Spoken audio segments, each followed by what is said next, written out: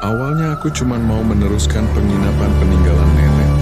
Tapi sejak aku buka kamar nomor 308, hidupku berubah jadi neraka. Kamar itu nggak pernah kosong, karena penghuninya belum pernah pergi. Namaku Nadine. Sejak kecil aku terbiasa tinggal di rumah nenek yang juga dijadikan penginapan kecil di daerah Lembang, Bandung. Bangunannya tua, berdiri sejak zaman Belanda, dan memiliki 3 lantai. Namun, ada satu peraturan yang selalu ditegaskan, nenek, jangan pernah membuka kamar nomor 308. Sebagai cucu yang patuh, aku tidak pernah mempertanyakan alasan di balik larangan itu. Tapi setelah nenek meninggal 2 bulan lalu dan penginapan diwariskan padaku, aku mulai menyadari banyak kejanggalan yang tidak pernah aku sadari sebelumnya. Hari itu, penginapan cukup sepi, hanya 2 kamar yang terisi, sisanya kosong. Malam mulai turun saat seorang pria paruh baya datang dan meminta kamar untuk menginap 1 malam. Ia tidak membawa koper, hanya sebuah tas selempang lusuh. Ia pun tidak memesan sebelumnya. "Apakah ada kamar kosong?" tanyanya dengan suara berat. Aku mengangguk. "Ada, Pak. Mau kamar di lantai 2 atau 1? "Apa ada yang di lantai 3? Tanyanya tiba-tiba. Aku agak terkejut, karena tak pernah ada tamu yang secara khusus meminta lantai 3. Lantai itu memang masih difungsikan, tapi jarang dipakai. Rasanya lebih dingin, lebih sunyi, dan lebih mencekam. Sebenarnya kami jarang pakai lantai 3, Pak. Tapi kalau Bapak tidak keberatan, saya bisa bersihkan dulu." Ia tersenyum aneh. 308 masih ada? Aku tercekat. Kamar 308. Kamar yang dilarang nenek untuk dibuka. "Maaf, Pak. Kamar itu, saya mau 308. Katanya pelan, tapi nadanya tegas. Tubuhku merinding. Aku ingin menolak, tapi entah kenapa lidahku keluh. Ada semacam dorongan dalam diriku untuk menurut.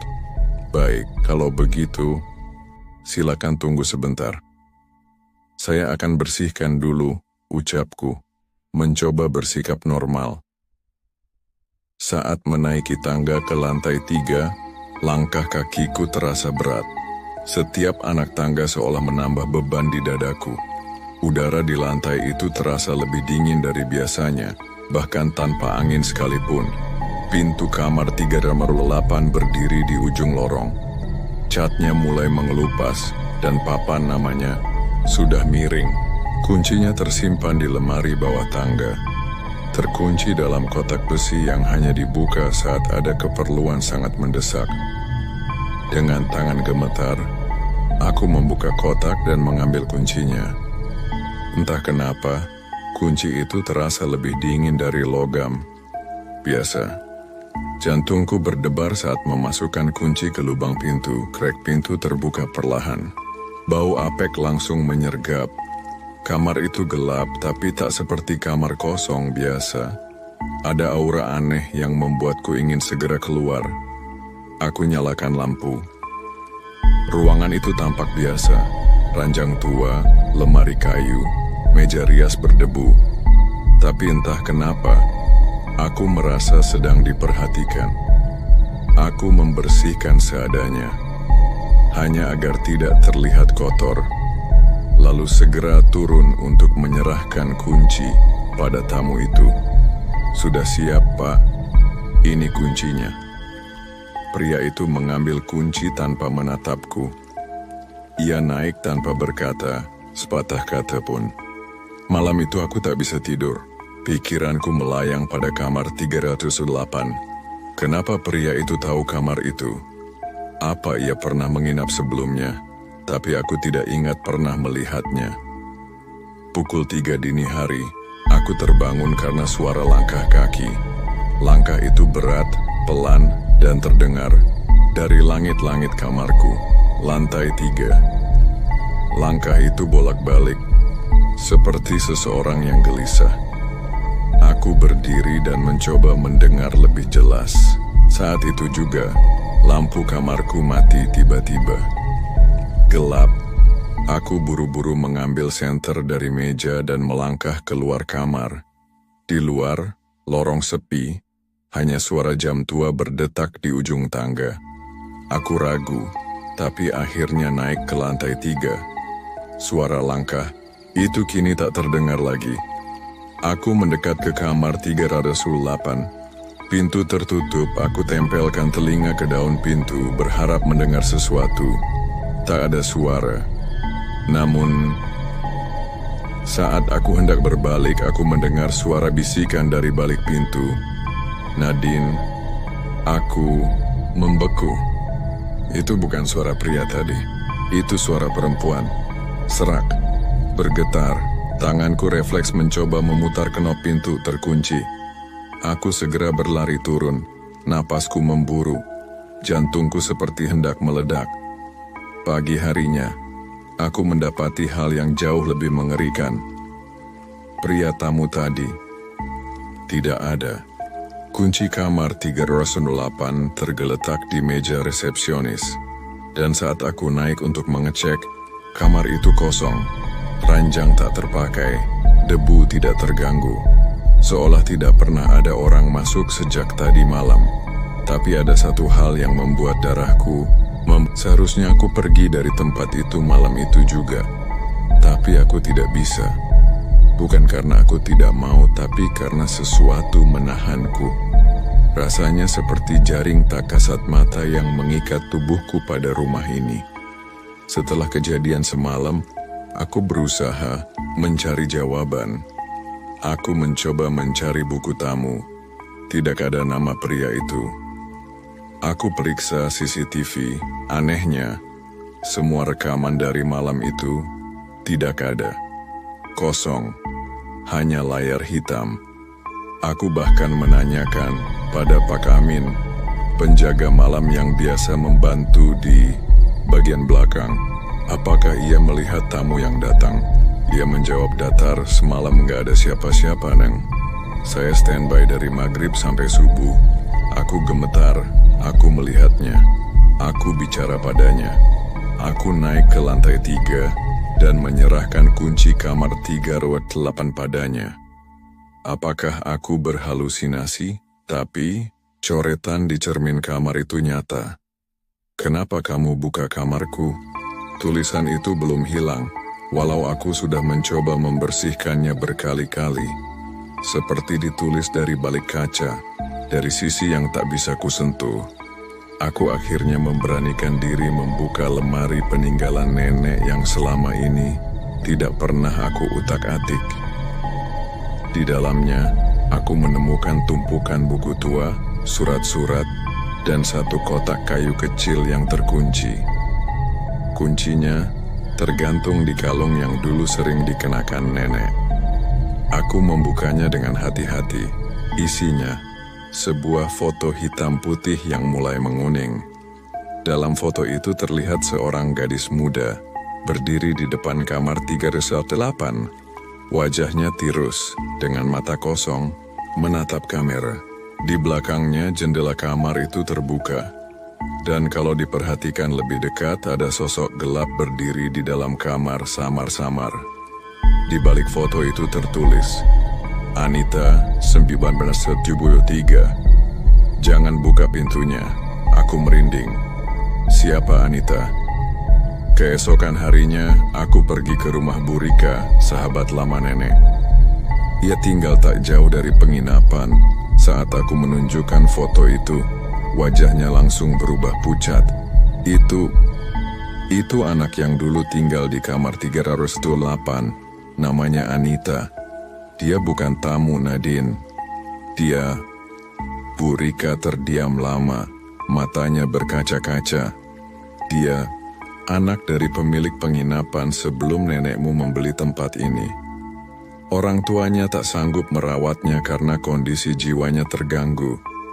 Ia sering bicara sendiri, tertawa sendiri, dan sering sekali mengatakan hal-hal aneh tentang tamu-tamu yang akan mati. Aku membeku. Dia meninggal di kamar itu, lanjut Bu Rika. Bunuh diri, gantung diri di depan cermin. Sejak itu, tidak ada yang berani menyewakan kamar itu lagi. Tapi banyak yang bilang, ia tidak pernah pergi. Aku merasa perutku mual, pusing. Rasanya semua udara mendadak habis. Saat aku kembali ke penginapan malam itu, suasana terasa lebih gelap dari biasanya. Angin dingin menyusup dari celah jendela dan ada suara langkah lagi dari lantai 3, tapi kali ini berbeda. Langkah itu tidak beraturan, seperti seseorang yang menyeret kaki, atau lebih tepatnya, seseorang yang menggantung dan mengayun pelan dari langit-langit. Aku tidak mau naik, tapi kakiku bergerak sendiri. Satu demi satu, anak tangga kulewati dengan perasaan seperti sedang masuk ke kuburanku sendiri. Lorong lantai 3 kali ini lebih gelap dari biasanya. Lampu di langit-langit berkedip-kedip. Dan saat aku sampai di depan kamar 308, pintunya terbuka sedikit. Ada suara dari dalam, tertawa pelan, tawa perempuan. Aku ingin kabur. Tapi entah kenapa aku malah mendorong pintu itu terbuka. Di dalam kamar, cahaya redup dari lampu meja memperlihatkan sosok di depan cermin. Seorang gadis dengan rambut panjang menutupi wajah. Ia mengenakan gaun putih lusuh. Tubuhnya menggantung pelan, tapi kepalanya menoleh ke arahku. Mata hitam kosong, mulutnya membuka perlahan, dan dia berkata, "Kenapa kamu buka kamarku?" Aku menjerit dan terjatuh. Saat aku mencoba berdiri, kamar itu kosong. Tak ada siapapun, tapi suara tawa itu masih terdengar di telingaku, masih berputar di kepalaku. Sejak malam itu, semua berubah. Tamu-tamu yang menginap mulai melaporkan hal-hal aneh. Suara langkah di malam hari, ketukan dari kamar kosong, bahkan suara tangisan dari lantai 3. Salah satu tamu bahkan mengaku melihat gadis dengan gaun putih di cermin kamar mandinya. Aku mencoba menutup kamar itu lagi, mengunci dan membuang kuncinya. Tapi setiap pagi, sejak pintu kamar 308 terbuka dan pesan di cermin itu muncul, aku tak pernah bisa tidur tenang. Setiap malam aku mendengar suara-suara, bukan hanya langkah kaki, tapi bisikan. Kadang namaku disebut, kadang hanya tawa, kadang tangisan. Aku coba menenangkan diri. Aku pikir mungkin hanya tekanan. Aku terlalu stres setelah kematian nenek dan bertanggung jawab penuh atas penginapan. Tapi suara-suara itu terlalu nyata untuk diabaikan. Aku mencoba hal-hal yang lebih drastis. Pertama, aku panggil seorang ustaz setempat, Ustaz Zainal. Ia dikenal sering menangani gangguan gaib di wilayah ini. Saat ia tiba dan naik ke lantai 3, wajahnya langsung berubah. Kamar ini, ada yang tinggal di dalamnya, katanya pelan. Aku diam, menahan napas, dan dia marah. Ustaz Zainal membaca doa-doa, memercikan air ruqyah, dan menempelkan ayat-ayat Al-Quran di 4 penjuru kamar. Namun saat ia hendak menutup pintu, sesuatu terjadi. Semua lampu di lantai 3 padam. Udara menjadi begitu dingin, hingga napas kami terlihat. Dan dari dalam kamar terdengar suara jeritan, nyaring, tajam, memilukan. Aku melihat Ustaz Zainal mundur beberapa langkah, tubuhnya gemetar.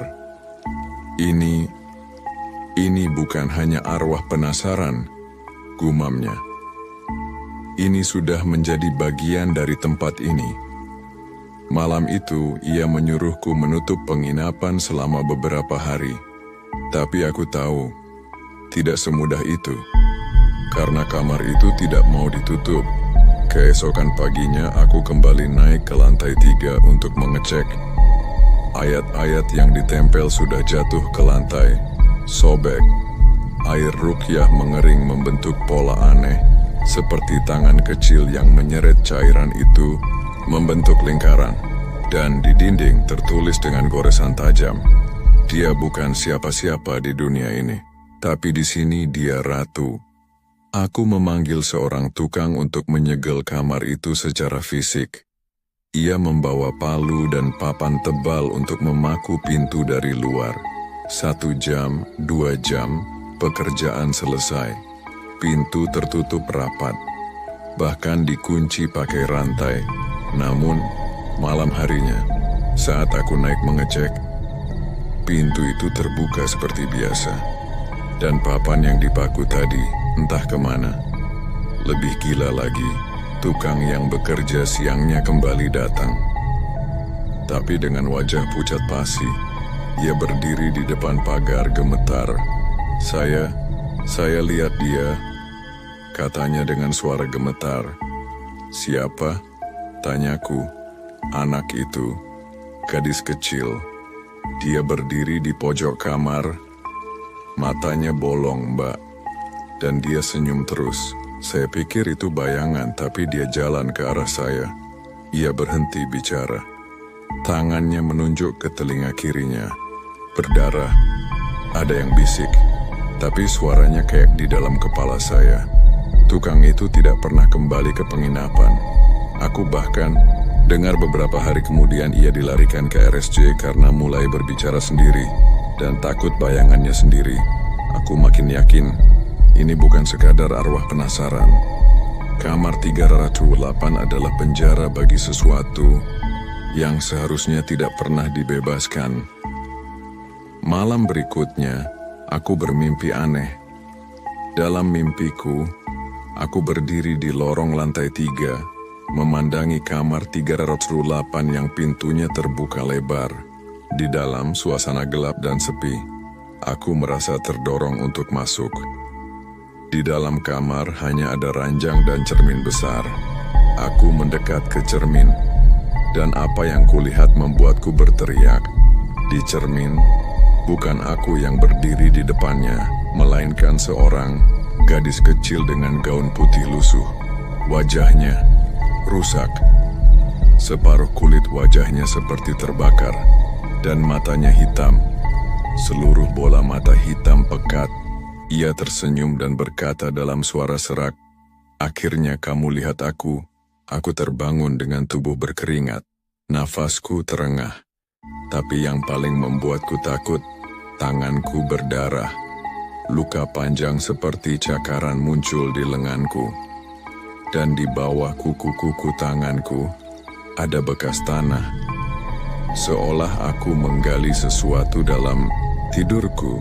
Esok harinya, aku nekat menggali area belakang penginapan.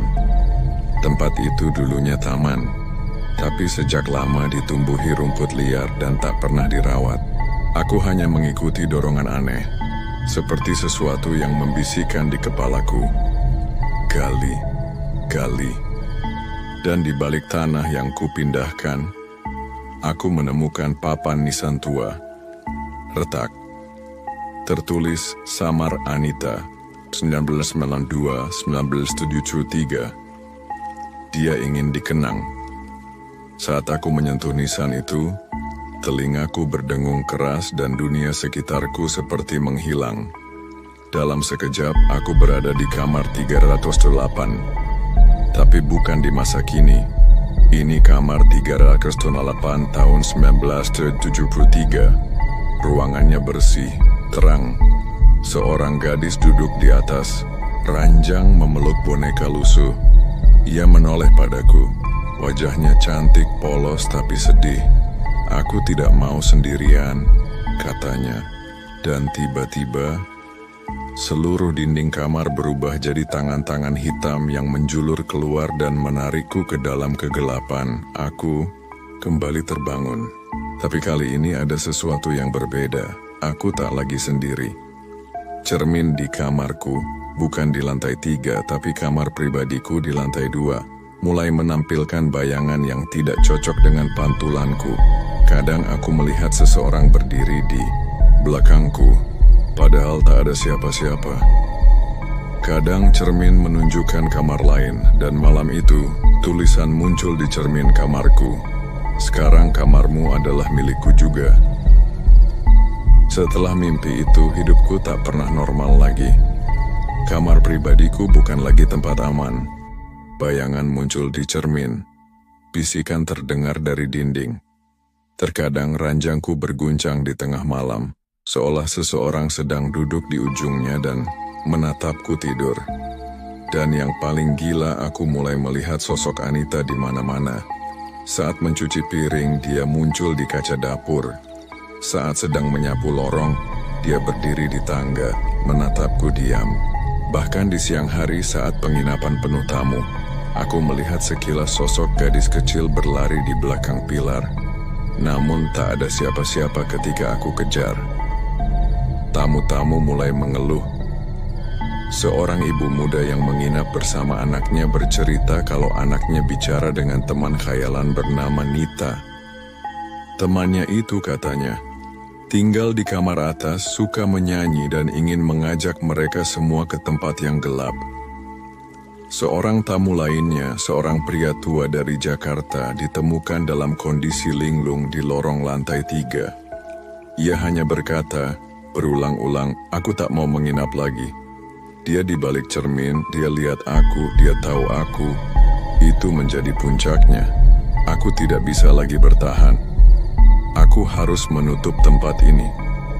Tapi ketika aku hendak pergi ke kantor desa untuk menyerahkan surat penutupan usaha, aku mendapati mobilku mogok. Aku mencoba naik ojek, tapi jalan utama tertutup longsor akibat hujan semalam. Rasanya seperti ada kekuatan yang tidak mengizinkan aku pergi. Malamnya aku mengemasi barang. Aku tak peduli. Aku harus keluar, meski harus berjalan kaki. Namun saat aku membuka pintu depan penginapan, semua lampu mati. Gelap total. Pintu menutup sendiri di belakangku. Terkunci. Tak bisa dibuka. Dan dari atas, terdengar suara langkah kaki. Langkah menyeret yang menuruni tangga perlahan. Aku menoleh, senter. Di tanganku bergetar. Dari ujung lorong muncul siluet tubuh mungil. Anita. Ia berdiri di tengah tangga. Matanya hitam kosong, senyumnya tipis. Kenapa kamu mau pergi, Nadine? Suaranya terdengar dari segala arah. Aku cuma mau keluar. Aku nggak akan ganggu. Lagi, dia turun lebih dekat, tapi tak melangkah. Dia melayang. Aku sendirian di kamar itu selama puluhan tahun. Aku dingin. Aku sepi. Tapi kamu datang. Kamu buka pintu itu. Sekarang, kamu harus tinggal. Cahaya senterku padam. Dunia jadi gulita. Dan dalam kegelapan itu, aku mendengar suara rantai, suara jeritan, suara orang-orang lain yang terjebak. Dan akhirnya aku pingsan. Aku terbangun di siang hari. Semua tampak normal. Terlalu normal, tamu-tamu sarapan seperti biasa. Tak ada yang aneh. Aku hampir mengira semuanya hanya mimpi buruk. Sampai aku masuk ke kamar pribadiku. Cerminku tak memantulkan wajahku. Yang kulihat adalah kamar 308. Dalam cermin itu ada aku. Tapi bukan aku. Tubuhku berdiri di dalam kamar itu. Wajahku pucat dan aku sedang tersenyum ke arahku. Tanganku gemetar. Aku berbalik untuk keluar. Dan seseorang sudah berdiri di depan pintu. Anita, aku sudah bilang, katanya sambil tersenyum. Sekarang kamarmu adalah milikku. Dan tubuhmu milikku juga. Aku menjerit, tapi tubuhku tak bergerak. Cermin itu bukan lagi cermin, ia adalah jendela atau penjara. Dari dalam cermin aku bisa melihat diriku sendiri menjalani hidup, tapi itu bukan aku lagi. Itu dia, Anita. Ia memakai tubuhku, mengelola penginapan, menyambut tamu baru dengan senyum manis. Satu persatu, tamu-tamu mulai menghilang, dan kamar 308 selalu kosong. Tapi selalu ada yang mendengar suara dari dalamnya. Bisikan, tertawa, tangisan. Kadang, tamu-tamu melihat wajah anak kecil di cermin. Wajahnya rusak, matanya kosong. Mereka tidak tahu bahwa itu aku yang terjebak di sisi lain. Dan di balik semua itu, Anita tertawa. Sejak hari itu, tak ada yang berani membuka kamar 308. Tapi kalau suatu saat kamu menginap di sana dan melihat bayangan lain di cermin, jangan panik. Mungkin dia cuma ingin berteman.